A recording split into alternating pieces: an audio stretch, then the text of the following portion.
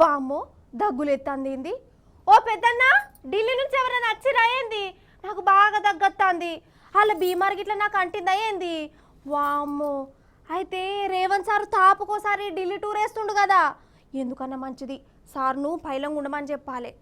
అంటే సారు పదవి గురించి మాట్లాడతలేను, ఢిల్లీ కాలుష్యం గురించి చెప్తాన్నా. మళ్ళా నన్ను తప్పుగా అనుకోగల. అయితే ముచ్చట ఏందంటే, ఢిల్లీకి పోతే ఇక దడదడ బుట్టుడే. ఎందుకో చూడురు మరి.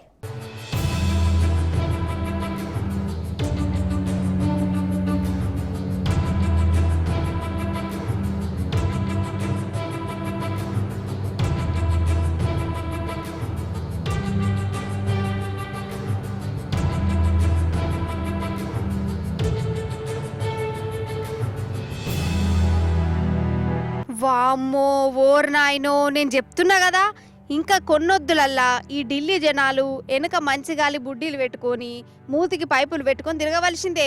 ఇంట్లో అనుమానం లేదు కాకలేదు. ఎందుకంటే గంతగనం ఆడ గాలి ఖరాబ్ అయిపోయింది. ఉత్తగా ఖరాబ్ అవుడు కాదు, ఇక గంట సేపు రోడ్డు మీద నిలబడి ఢిల్లీ గాలి పీల్చినావంటే అటు నుంచి అటే దవాఖానకు పోవాలి, గ్లూకోజులు ఎక్కించుకోవాలి. ఇవి గిట్లనే ఉన్నదట కథ. మరి ఎంత ఘోరం అంటే, గాలి కత్తిందని టెస్ట్ చేస్తే దగ్గర 500 పాయింట్లకు వచ్చిందట. అసలైతే 350 పాయింట్లు వస్తేనే గాలి బాగా ఖరాబ్ అయినట్టు. ఇక 350 కాదు కదా, 500కి వచ్చిందంటే ఇక చెప్పు పరిస్థితి ఎట్లున్నదో.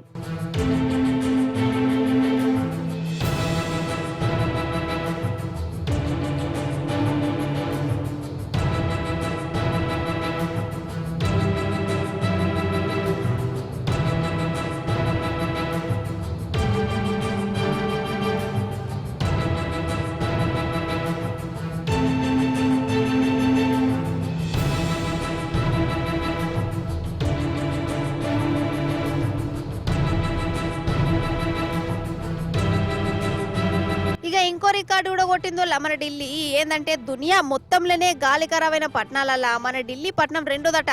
ఫస్ట్ దేమో పాకిస్తాన్ లో ఉన్నదట, తర్వాత ఇదే.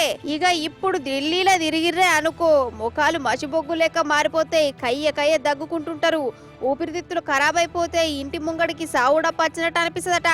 అరే నిజమంటే అక్కడ ఆఫీసర్లే చెప్తురు.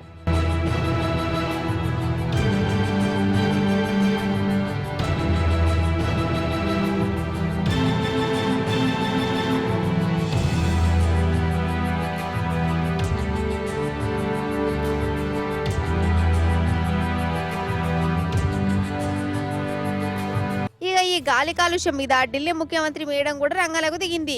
కండిషన్లు పెట్టింది. కార్లు ఒకటేసారి బయటికి రావద్దు, వేరే రాష్ట్రం కార్లు ఢిల్లీలో తిరగద్దు, అందరు ఒకటేసారి బయటికి వెళ్ళొద్దు అని ఆర్డర్లు వచ్చినాయి. స్కూళ్ళు కూడా బంద్ పెట్టిరు, కరోనా కాలంలో కదా నడిచినట్టు. ఇప్పుడు ఢిల్లీలో ఆన్లైన్ క్లాసులు నడుస్తున్నాయట. ఢిల్లీ పరిస్థితి గిట్లున్నది. అందుకే నేను ఇప్పుడు చెప్పొచ్చేది ఏంటంటే, ఢిల్లీకి పోయినోళ్ళు మళ్ళీ వాపస్ వచ్చిర్రే అనుకో, వాళ్ళు ఉత్తగా రారన్నట్టు. ఊపిరితిత్తుల బీమారో ఏదో ఒకటి తగిలించుకొని వస్తారట.